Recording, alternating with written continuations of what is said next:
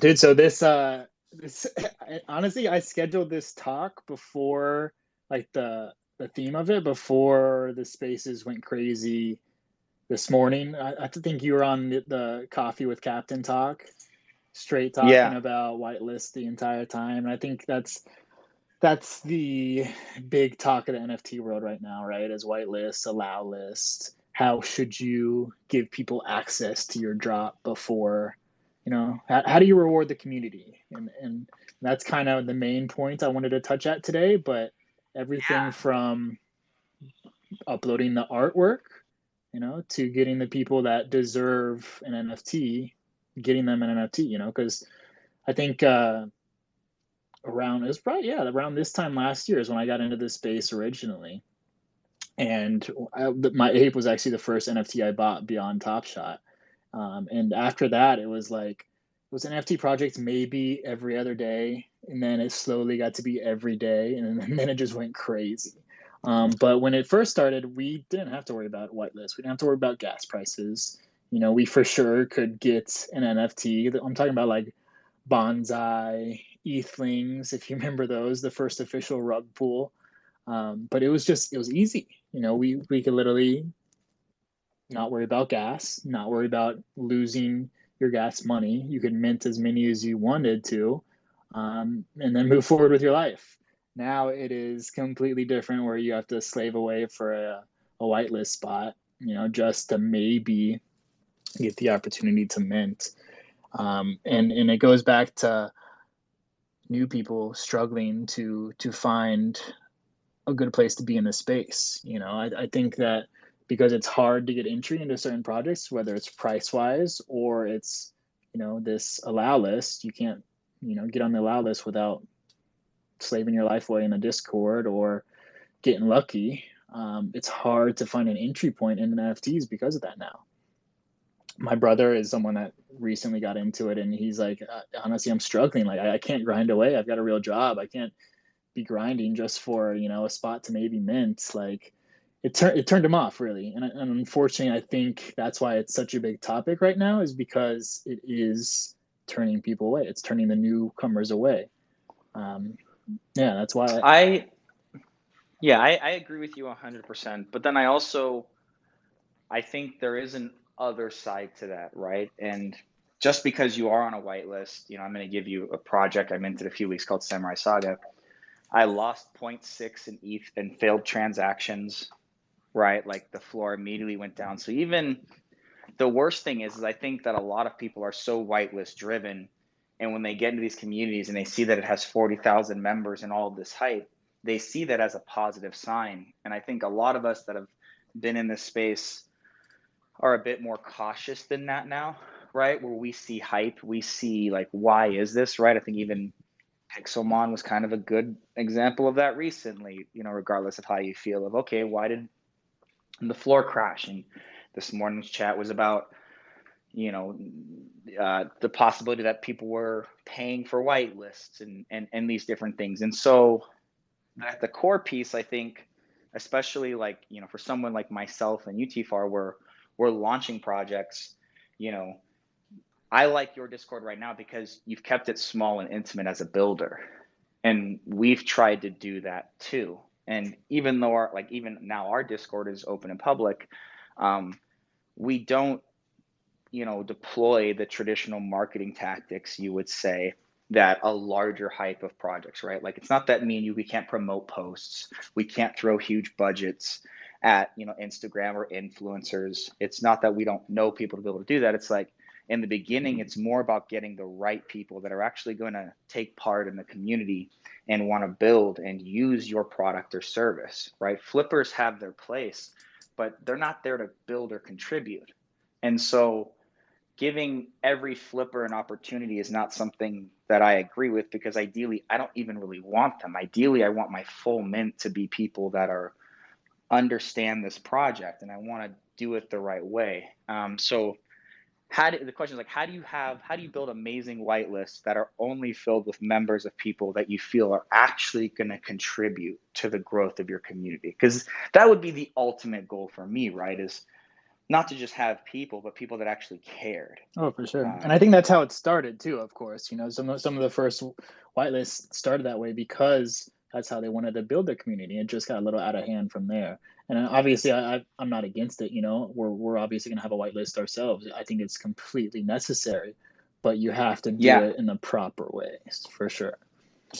absolutely. I actually got in discussion with this with one of my mods, about a month ago, and he says like, man, we really have to do like push marketing and stuff, and really, man, I was like, no, at this time, it's like if you don't have anything to tangibly show people that's built, wait till you do, right? Like that's okay that there isn't a lot of hype right now. In the real world, if you're building something, there shouldn't be until you actually have something tangible, and to the right people that's going to mean more because when you do quote unquote start revealing things, it's not usually in the traditional manner that a hype project will do it. And I think like you see this now too, where like the conventional method you've done to build your community so far and get to this point is not what majority of projects are done, right? You've almost done the opposite, Yeah. making sure you had things built, not saying, hey, we're going to launch this teaser and we're going to show this and it's going to be in a few months, but buy our NFT now. I don't like how the market shifted from like the builders doing it authentically to it was almost like scam marketers in the summer came in and uh, started manipulating whitelist for basically like pump and dump. Somehow they were bringing their friends in front of the majority of the community and using them as exit liquidity. And then it was like happening over and over. I mean, it's people, the same teams found. I'm sure some of these projects that we don't even know about are the same teams putting it all together. Like if you really think about it, we know what to do marketing wise to release a project, have it be successful. We know the influencers in the space to do that, but you're not going to be long term successful. You're not going to be have the community that backs you up um, as a company versus a No, project. Um, you're I think one of the and this is on the goats, but Des said it perfect too. And I think if you've built things that are really valuable, you really feel this. I would be terrified if in our mint, which is point two, if it went to an ETH floor. Because unless I knew that the people I had minted really understood it and really cared and were really building, my fear is that if it dropped, there would be people who entered in at a bad time and they would lose money. And so I'm so focused to make sure that I don't have a bunch of people come in here and mint this that aren't doing it for the right reasons. Because then my project, like I think like Pixelmon's a good thing. Like people say, oh, the floor dropped. It's like, well, what does that mean? It means a bunch of people who came into NFTs and saw the hype got wrecked, yeah, yeah. right? Like that means all of those potential community members who would have been valuable contributors and probably wanted to got punched right in the face for no reason, had no clue what was happening. And like that sucks. Like, how much talent is lost? And I think they hit it on the spaces earlier this morning that we were both on too. That these pump and dumpers that have crazy money that you see, they bought something for 5 ETH and they let it go for like 4.5 ETH. That's nothing to them. So those type of people should not even be looked at as an example to go off of for advice. It's just not something that's any normal person cannot make that feasible for the future to last. And these people have thousands and thousands of ETH where they're risking every single project, and they can risk every single project, but most people cannot. And that's when it comes into building the community right. Yeah. And then we go into the pieces of like, okay, let's, you know, how did you go about sourcing your artist? Because I'll ask you that and then I'll tell you how I got mine. Because I think, if you're, a lot of people say, look, I don't know how to build a project. Like I have this idea, but like, I entered the crypto space in September of last year. I didn't know anyone, right? Mm-hmm. We have a full-time dev. We have 3 full-time artists on our team. We're building out stuff like. But most of that was actually sourced from the crypto community via relationships and input. I was curious. You've been in the space a little bit longer. You got some major, amazing production works. Like, how did you go about like building your team? So I actually do have. brought in a few pieces from different areas. First off, the people on this call, Lise, I knew from our hospitality consulting days. We consulted with hotels together for a couple of years. We had both senior positions on the consulting team, so I knew exactly what I was getting there. Our creative director, I don't know if you know this actually, but he's from Lagos. He's from Nigeria, and it was a friend who I've known for years and years that I've trusted. One day I was just asking her about her favorite artists, who she enjoys that I might not be familiar with. This is kind of when this was probably around this time last year again when I first got into space, when I was first trying to do a lot of research. Finding one artist. I think that's where it started. I just literally asked her, who's someone that I may not have heard from before that I should be looking into, and she brought up me, and from there it evolved. It started with a sketchy DM from myself that he just blew off. But my friend Jadasola finally reached out to him and said, like, this is something that could really work. And we kind of built a relationship from there, made something that we both saw the same vision on, and just kept moving forward. So yeah, it's come from a few different places, but it's all What about connections. can I ask you was, well, I guess because you had previous, business relationship, it was a little bit easier. And I guess I didn't have a previous business relationship, but the acumen and obviously speak for itself. So you didn't have a hard time selling Lise on joining, right? You could say that the concept was adopted relatively easy. Lise, you can hop in here too. I'd love to get your thoughts. I got pretty lucky. I got a pretty loud yes right away, thankfully. So that was nice to hear. But at the same time, Lise was involved in crypto, involved in the space, but not like engulfed in it like I've been. So there's always going to be um, that gap that has to be filled in to truly fit in to the company and the blockchain industry. And they have to have a passion for the work to make it work. I think that's a big part of it. Is you have to believe in this industry. You have to see where it could be in the future, and then you have to just go all in. But yeah, it was definitely lucky in the aspect of I've seen or I've worked with a few people from the team before.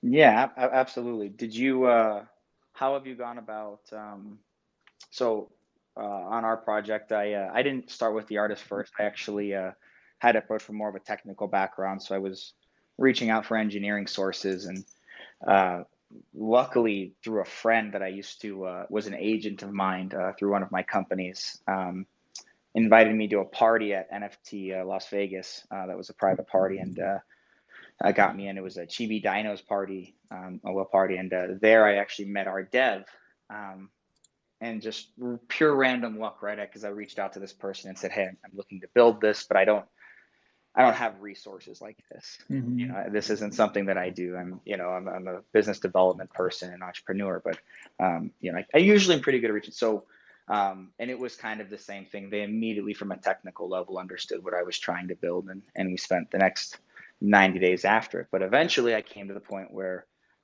you kind of, once you have you could say a working model, right, and you can feel comfortable on that you have your minting contract and whatever you're trying to build on the blockchain tested in a way that's viable, because I think a lot of projects don't do that enough, and they lead with the art and they have terrible minting experiences and gas wars and all of these Now, things that let's really jump matter. into something you touched on, minting contracts. That is one of the most important parts about an NFT drop, right? Um, Absolutely. the dev you're hiring, first off, found a relationship with, but I think there's aspects of a contract that people just don't understand because of OpenSea's shared storefront. Just to touch Absolutely. on that, I actually uploaded some of my photos to OpenSea just to create my first NFT, when I first got into the space. But I did it on OpenSea shared contract. So technically I can't move that as freely as I wish, right? It's just shared contract. They own part of it. They can't or I can't, like Looks Rare. Looks Rare was not fully compatible with OpenSea's contract. So, it may show up on Looks Rare, but the actual pictures and the actual NFT will just be, wording or blank. There's so many. Absolutely. So I think obviously the proper way is, create your own contract through a developer. Or I don't know if you've heard of something called Manifold Studios, where I guess you don't have to have this crazy development background. They kind of like walk you through the steps to where you can create your contract and then implement it to your website for mint. So those are the options we're going through right now, because I don't have a full-time developer at the moment. I have interviewed a Yeah. few people for that position, but it hasn't played out for Yeah. the full-time position.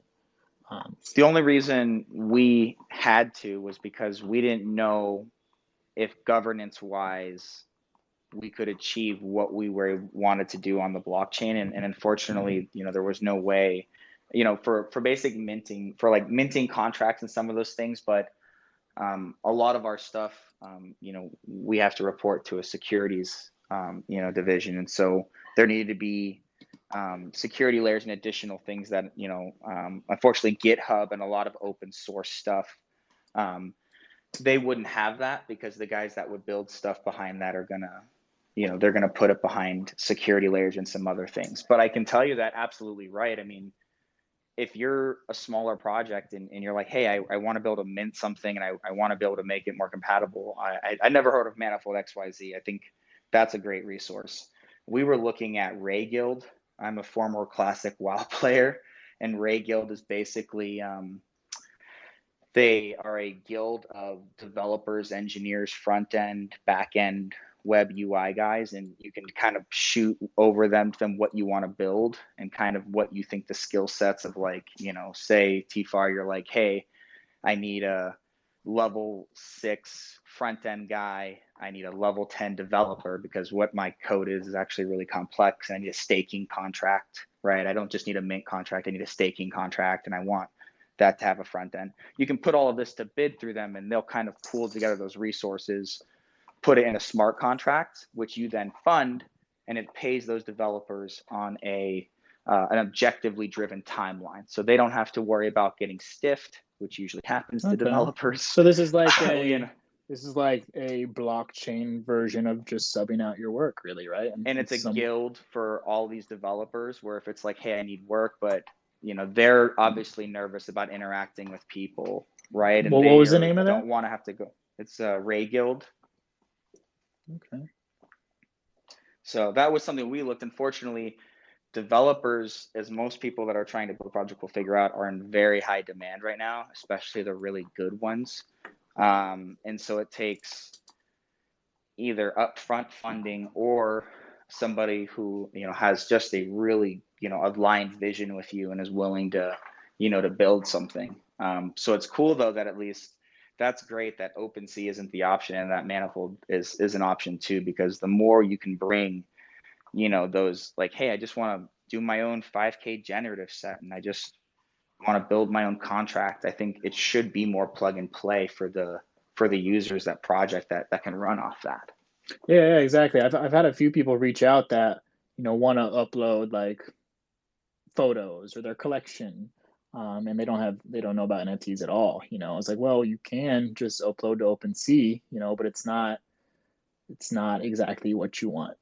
So to have those other options is big. For art, you guys, so you're building in Sandbox. How long, have you guys been building and testing in there? And how did you go about, like, have you gone through any, like, core, obviously you have core design concepts of like what the hotel looked like. Where did you start building on that? So we still have a little ways to go on the actual building of Sandbox. Me and Nee, our creative director, are playing around with the Sandbox Builder to see if it's something that we can completely get done ourselves, or if we should sub it out to finish the build. But this Friday we're gonna have a decision on that, actually, because it's just something that's super time consuming. We're not, both of us are not super familiar with the Sandbox build. You know, and he's the creative director and he has the art background, but he's never built in Sandbox before. Um, so this past weekend is actually, we both played around with it quite a bit just to really understand that. And it's easy but time consuming. You know, once you get the hang of it, it's just like building blocks really. But this, you have to have an artistic touch first off. You have to have the vision, and then you have to have the speed.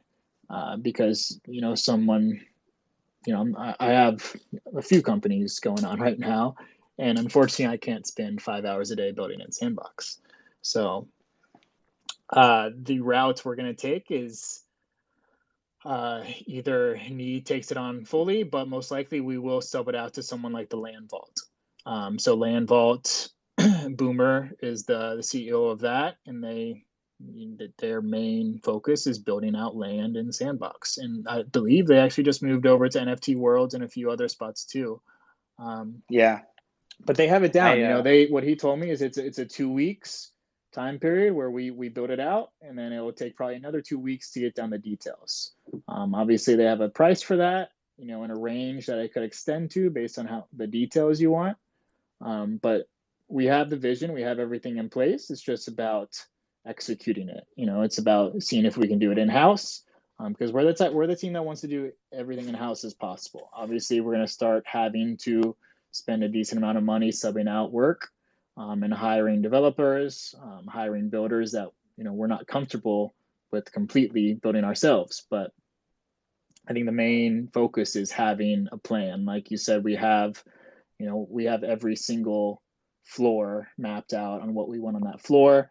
So once we are ready to execute, it's ready to go, you know, and we can start teasing videos and letting people know this is what you'll see as soon as you walk in the lobby. And if you own this NFT, this is a certain floor you'll have access to.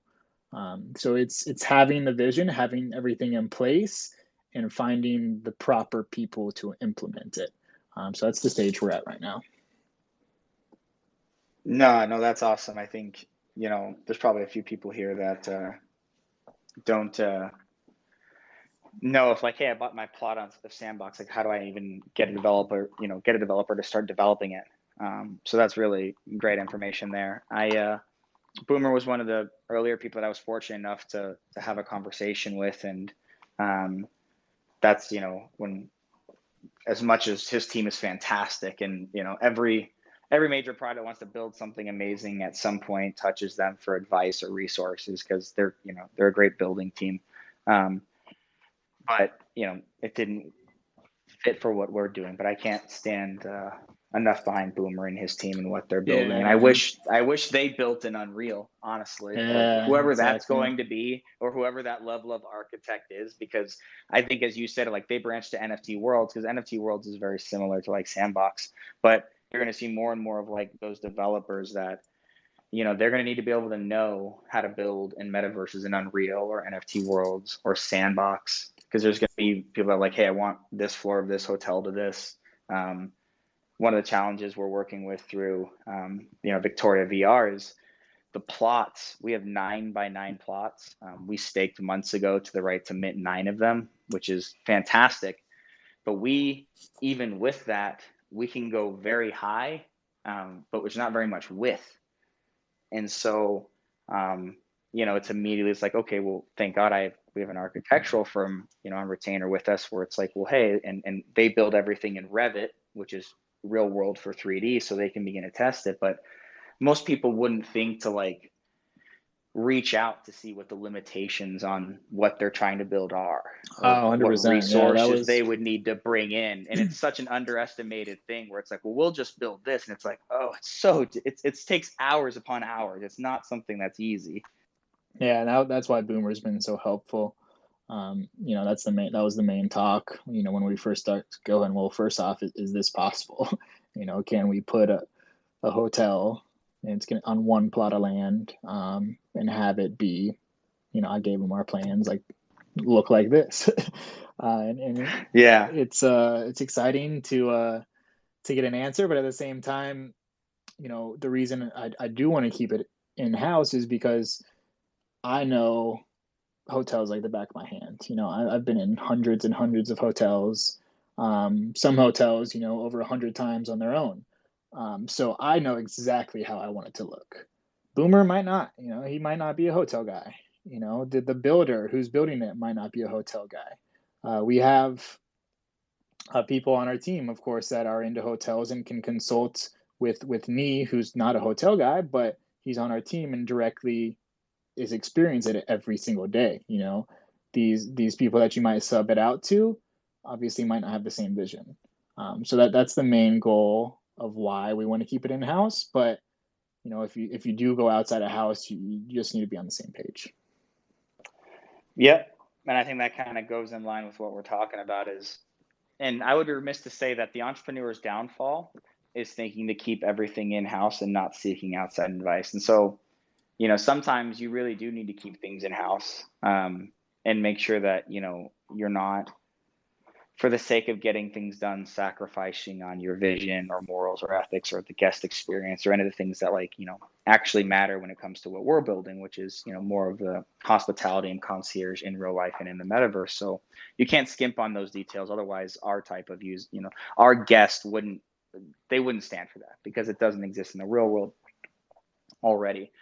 But I also think that it's an incredible skill set to know, as you said, when you can't do it in-house and how to be able to know who to reach out to that would be able to give you credible advice. Because especially in the NFT world, we know that there are plenty of people that want to offer advice and have no business offering it. Mm-hmm. And it's a lot of the times like you're an ape. I happen to have been in goats and happen to be a very good resource. So I was able to reach out to Kraft and Des and say, hey, this is my thoughts. And he was able to say like, well, this is the best guy to do it.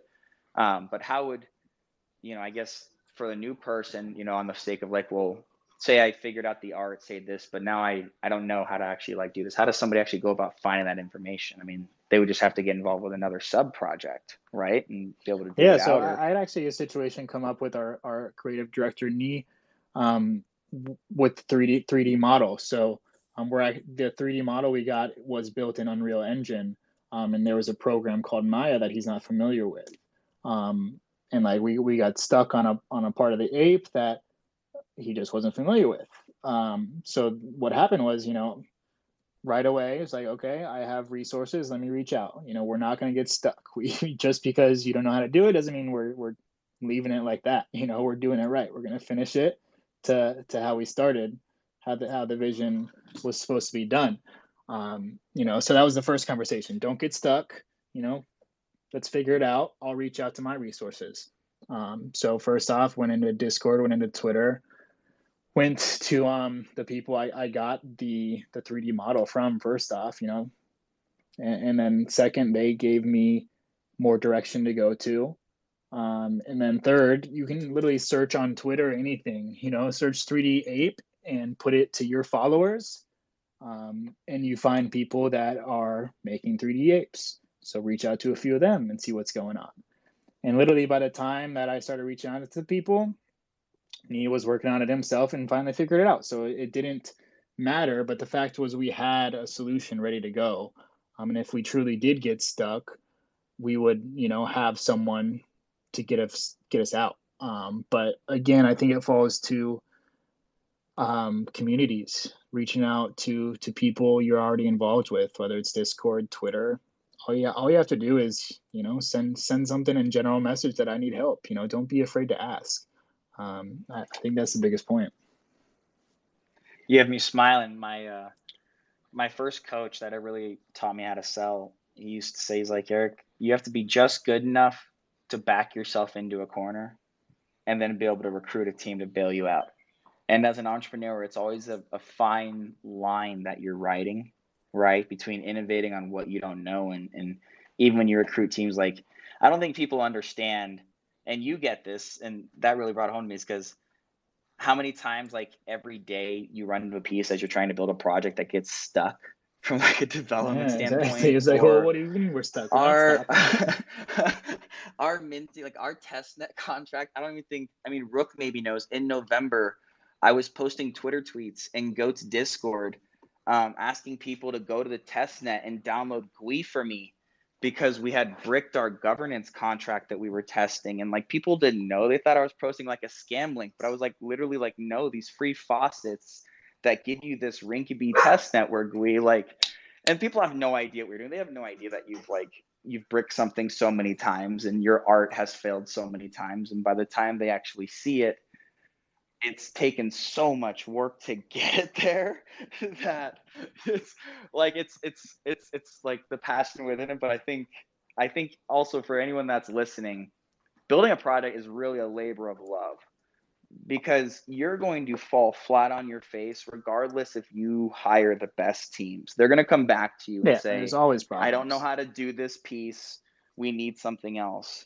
And, Rob, thank God, our artist, he was a professional referral from Crypto Painter. And luckily, Crypto Painter knows me as someone in real life. And he was very forward. And he was like, Eric, I don't know any non-professional people. And he's like, so if this is a person that, if you want to bring in, they're the type of person to run teams. And even he got stuck. I wanted a specific animation, and he said he couldn't build it, but he knew who guy who could. So we went and got that quote, evaluated it, and we paid that vendor to build it. But how critical is that, to be able to have a leader that can pivot and say, no, we can just go find that resource. Not, okay, well, let's just remove it. Or like, I think everyone's hating on Hapes because it's like, why are the ears weird? And it's like, well, somebody didn't think to hire one more level of guy to render this into the code. And that's the difference sometimes in the customer experience. Yeah, yeah. And you have to decide whether it's worth doing that. I think there's always going to be a problem, but there's also always going to be a solution. So what comes to mind, I see. So when I was in the hotel days, managing like 50 employees, sometimes more, there's so many problems daily, so many. And when I first got into the St. Regis Atlanta management, I was not used to having these 50-year-olds coming to me with problems all the time without solutions. So what I switched to is, you're coming in with this problem. Have you thought about a solution? Because I guarantee you, in your mind what you want to work out. So that's your solution. Why not bring it up? Why not have that and act on it? Instead of just complaining about a problem, figure out the solution and act on it. And that's literally, it made such a big difference in the team that the problems that came to me, they already had solutions. So give them the opportunity and make them act on it, and problems somehow go away. But there's always another problem to solve too. Yeah. That's the funny thing about hospitality. And it's like, I think you come probably bring the same background of mine as we fail forward, right? So it's like, it's a matter of just like getting the iterations of failure out of the way. It's like, okay, if we're going to do this project, give me every design flaw technically and artistically you can, so I can just get them over with early, right? Like that way I can, by the time I solve all of them, I already have the team that I was trying to build, but it got done naturally because I didn't cut any corners, right? And I built everything a very specific way. I'm so excited to actually see your final ape, because I know I saw the teaser, but now like I'm intrigued. I'm And I'm gonna like, DM you afterwards and get your thoughts. We got some touch up to do, but I'll DM you a pic. Yeah, it's not for the public yet. Not yet. no, I know that. Because everyone was all on apes because of the Bored Ape Super Bowl thing, and then I Yeah, saw that something teaser. earlier I think that it said was a good time to that it was release it too. nothing. But what if it's a double bluff? Oh shoot, What if they do yeah. that to triple bluff you? Like, that's the thing. So I actually That's got what I would some do. inside information. Unfortunately, it's not happening. There's not going to be apes in the Super Bowl. Dr. Dre is in charge of that stuff. Not in charge of that stuff, but he's in charge. Eminem and Snoop wanted to do it.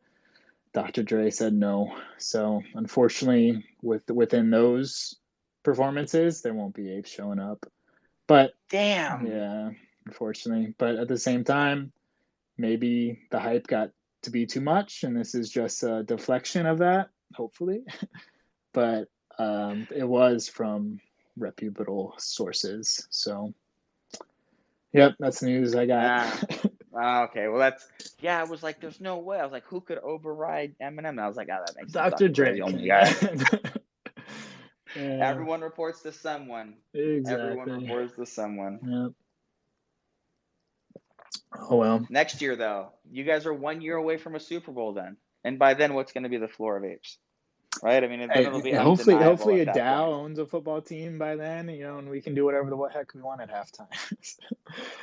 So one of the things within the DAO project that we're going to have is you'll be able to stake this XP token to access a license right to use to control the art in the homes in Vegas. So you could think of a real life rotating art gallery. These are all 4K mural canvas frames, right? And so how cool would it be to know that, hey, the Raiders are playing this weekend. I'm going to go ahead and make sure my ape is shown in these villas so that, ideally if I wanted to sell it or show it, right? And so you could literally, license that out and have the community control it. Or if you were staying there and you had an NFT, right, you could push all of that art into your home. And so I think, as you said, as where people try and you have almost like apes now, they're trying to bring their apes into the real life, right? And they're trying to bridge it. You're trying to do the same thing, right? And it's like Web 2 is still pushing back a little bit, but it's on the cusp. It's cracking, right? The fact that you guys almost got on the Super Bowl says that. Yeah. It may happen, so I think NFTs will pop up all over commercials still for sure. Like it's gonna Verizon had one a bring. couple days ago. Did they? I didn't even see that yet. Shit. Yeah, it was for Valentine's Day. It was done by Chibi Labs. I think someone correct me if I'm wrong, but I believe it was done by Chibi Labs, and they just pushed it out. And so it's like Verizon Wireless. Well, that would be huge. Interesting. Yeah, I mean it's Coinbase I think is gonna come out with their marketplace very, very soon with a few commercials in the Super Bowl too, I'm sure, and maybe You not think so? Apecoin. I mean, maybe not Coinbase commercials, but 100% we're going to see NFTs in commercials. I think we can guarantee that, but I don't think we can guarantee Bored Apes. I don't think we can guarantee like specifics yet, but we'll see it.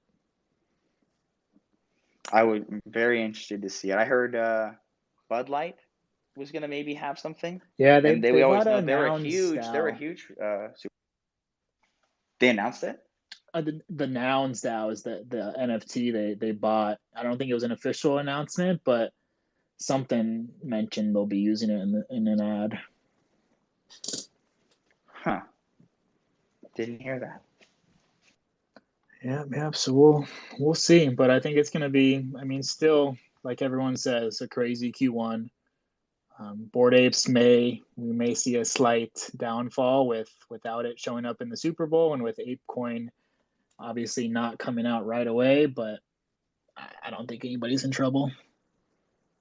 You guys have Picassos and Rembrandts, right? I pray for any ape holder that doesn't realize that they have that's what they have, right? Like, myself and Rook listening down there, we've had some pretty deep discussions, and this is about just like, we look at the blockchain and things being minted on ETH mainnet matter, and eventually every NFT, especially the ones that are super popular, just because of how old they're going to be in 10, 20, 30 years, are just going to be extremely valuable. And so it's crazy to me, anyone who would even think to list their ape. And I know there's always situations to sell, but I a lot of appreciate money. the That's art it. so much. Yeah, I know. But I can only imagine, especially with what you built around, your ape and what you're building now, it's become so much more valuable because it'd be like selling a piece of yourself. Exactly. I feel like. Yeah, it's that all stems from the IP rights. That's what led everything to a whole nother level.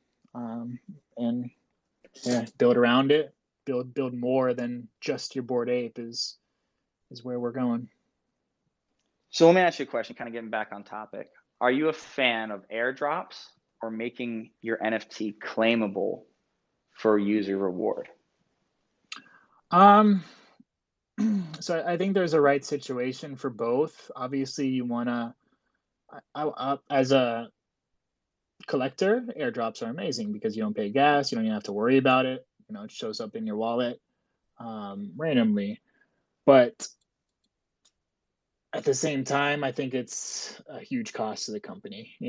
That's something that if you're doing it on ETH, obviously it's going to cost you, but you can jump to a second layer bridge, and then it's just not the same. So, I do you think and that's funny that you say that, because you're right. People would say, "We'll just go to Arbitrum or something," but then, as myself and some other people talk about, it's like, well, NFTs on Arbitrum sometimes just aren't seen by L1 collectors the Yeah, same. And exactly. It's just not this, like, if you're gonna do an airdrop, it's got to be on, the same layer as your NFT, in my opinion. Um, and I don't hate claiming free stuff, just because you have to pay a little bit of gas, it's still free. If it's worthless, if you think it's going to be worthless, just don't claim it.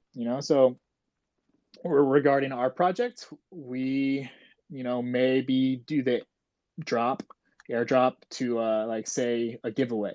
Say someone wins something, or five people win something that's, going to be an easy airdrop, and we spend, a few $100s on gas. That's something, not a problem. But if we're giving out a free NFT to the entire community, 10,000. We haven't have a set number yet, but we're talking about thousands. If we spend gas on thousands of people, we wouldn't be a business. So I think there's a right situation for everything. absolutely, Lee's hop in. Oh, hi, thank you. So I just wanted to, we're talking the basics here. So for those of you that are new or new-ish, I wanted Tommy to kind of explain what is an airdrop, and perhaps how would a company benefit from airdropping? Is there a benefit at all, if not just a free promotion? Okay, yeah. So let's bring in Bored Ape Yacht Club as an example. Airdrop is, I mean, it depends how you look at it as a business. Some people like see it as a, dividend payout, or the financial side of things that will hurt in taxes. But let's not look at it. That's advanced. Literally, just look at it as a gift to the community. An airdrop is something to get the community excited. The dog, the kennel club for Bored Apes, it wasn't even announced like an official roadmap. It wasn't on the roadmap that you're getting a free dog. It was kind of like a spur of the moment, like, oh yeah, by the way, everyone's getting a dog. So I think it's hype for sure. It builds up the community, gets everybody excited, and then it depends on the community. Like, obviously, the kennel could be worthless, but at the same time, it could balloon like kennel did, and be worth 10 ETH. And that benefits, I would say, both sides, the community and the company. You're going to have to give up a little bit of money if you're going to do that style of airdrop, but it was obviously worth it for the Bored Apes. The secondary sales, they announced before the airdrop that they were going to donate to dog shelters. I forget which one exactly, but I think it was a few different dog shelters throughout the US. And then they raised like $1 million in secondary sales to donate, from a free airdrop. So it can benefit both sides, the community and the company, in so many different ways. But I think no matter what, a free airdrop definitely, it costs the company a little bit. You have to have a plan. You can't just drop something, and spend all this money just to hope the community loves it. They obviously. Nope, I agree. Do you think that they did that wanting to donate money to promote people moving those new NFTs they received? Because my next question was going to be, what's stopping people from hoarding those, because they're special and they weren't expected, right? I think it was part of it. Like, they definitely used the donations as part of the marketing deal. But you only got one, so you can't really hoard a ton. And I think, again, it's up to the collector. That's just like anything, whether you want to flip it, for a quick price, or you're part of the community. Like, I would never sell anything Bored Ape Yacht Club related right now, because I see myself as part of the community, and building out that community to a whole nother level. So I think regarding hoarding, it is based on the collector. I don't think that's going to hurt the business, as a whole. Is that what you meant? Yeah, sure, absolutely. It's just, people here that may be new, they might receive something that's a freebie and not want to list it, right? So then there's other there's another side of it of if it doesn't get listed, does it gain value? Does it lose value? And obviously that's subjective, but just to keep the conversation going and Well, it usually always goes up in value, because what you want is people that won't sell and they'll use your product, and because that product isn't available to buy, it therefore is valued more, right? People don't want to buy NFTs that 90% of them are listed for sale. It's probably not a valuable NFT. No one wants to keep it. So there is an idea, but it's very hard, especially in the NFT world, to convince people on a day-to-day basis that your NFT is valuable, especially in an era where it's the new shiny syndrome, right? Well, there's this mint, maybe I can, sell this NFT to be able to mint that, to be able to go back. And so you really have to have real value, or at least build that sense of intrinsic value within your community. Otherwise, your NFT is probably going to be listed. And when people see that, we see plenty of instances where they chase it to the floor. That's beautifully said, which takes me to this. People are running to go and try and mint things right now, right? While they're still fresh and maybe even while they're still cheap. So, for those listening, maybe explain minting per se, and is there value in going and chasing the next thing that's going to be able to be minted versus going to buy it on OpenSea? I think yes and no. There are studies that show that usually if you mint a project, you make your money back plus profit around 60+% of the time. I'd have to pull up the exact study. If you buy on secondary, within X amount of time after mint, it goes down to like 20.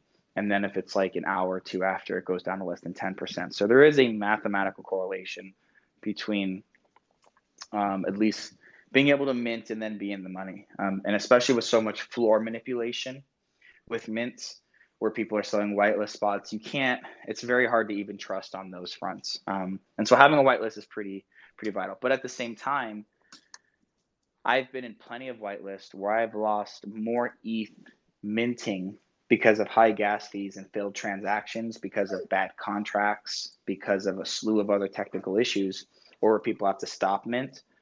And then it's a matter of, God, I wish I wasn't even on this whitelist and I never even knew of this project, because it doesn't matter that I had a whitelist. I lost all of this money even trying to take part. And that happens more frequently than not too. That's my concern, is everyone really wants whitelist. They were going to get this taste of you. The more opportunity you have to lose money in this space, you usually do. And I know we always chase the growth of like making money all the time, but any of us who've been in the space, we don't make money on every project. If we did, we'd have a lot more wealth than we have now, right? We've all usually bought into projects that were bad, were rugs, that we have in our hidden folder, right? If you've played in this space long enough. And just to go off like the basics, minting is usually from the company's website. If you mint a project, you are the first ownership of that NFT. Usually it's going to be a generative. Let's say we're on a generative project. The traits are not generated until you mint it. So it's completely random what you can get. Maybe you get something rare as shit. Maybe you don't. That's what a mint is. And then after mint is then when the secondary sales come in, and you can go to OpenSea and you can buy exactly the NFT you want. So you can see which ones are rare, which ones aren't, and you can choose which NFT you want. With a mint, you can't choose. It's random. You get what you get, and then usually, unfortunately, depending on the project, you can get in at a good price on OpenSea, but usually a mint is the lowest price. So obviously, if a project is, has crazy good roadmap, good plans ahead, good team behind them, the mint is going to be 0.08, and then hopefully no one relists it lower than the mint. It happens, but I think that's the best buying opportunities, is when you see a project that, sold out right away. They have a good roadmap, they have a good team, but then the price suddenly falls below mint on secondary sales. that's almost always the best price point to get in at. For example, Jenkins the Valet. That minted maybe 0.8. Everything was 0.08 for forever. But Jenkins minted at that, sold out, and then it just crashed on the secondary sales. I think it hit 0.01 for a little bit.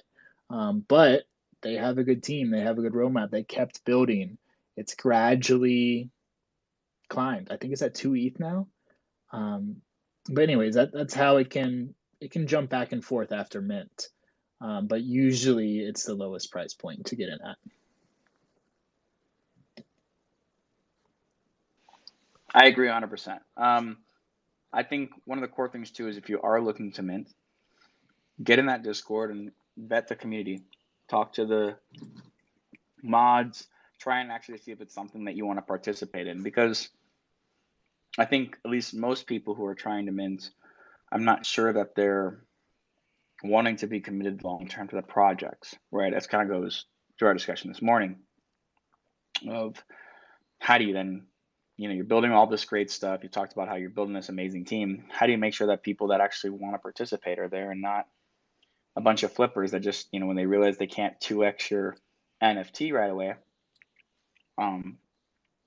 they list it and don't try to? Or you're saying, do you think that that's inevitable? That's just going to happen? There's always going to be a percentage that do that?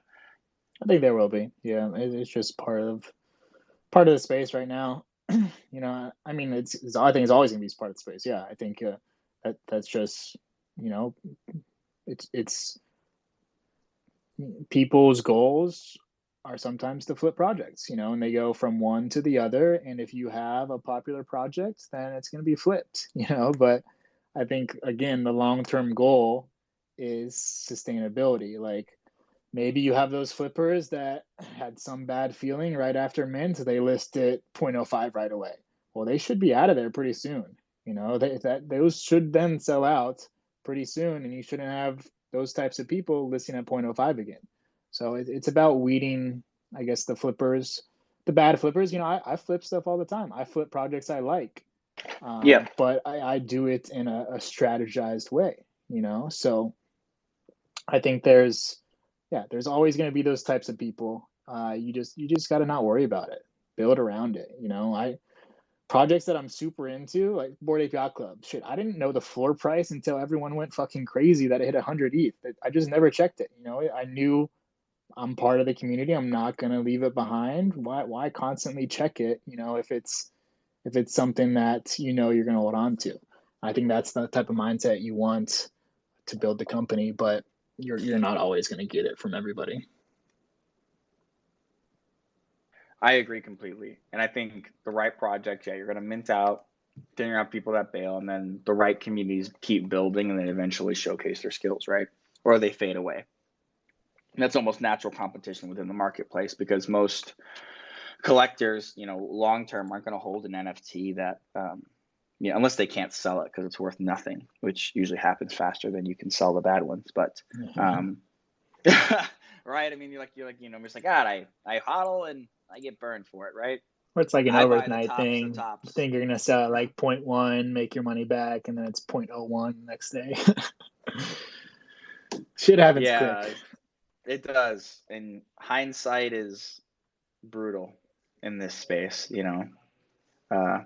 So, I think it's just going to be a matter of time, just once again, building and bringing in more professional resources, more entrepreneurs like us that come from Web 2 but ran in professional industries and are trying to bridge those things. The more we get rid of kind of the Charles Moscows of Web 3, where we got to weed out these malicious players that skip on these things, and then I think eventually the landscape will sort itself out. 100%. Excuse me. I think we've kind of hit the drop mechanics pretty well. Stayed a little bit on topic, a little bit off topic, but I think we got the beginner side done. Yeah. Anything, Elise, you think we could clear up, or you think we hit it pretty well for beginners? No, we did good. I wanted to moderate. I'm like, wait, we're doing the basics. No, yeah, you helped out there. I appreciate it. I think thank you. That rounded it out for sure. Yeah, I think we covered it all. Thank you, guys.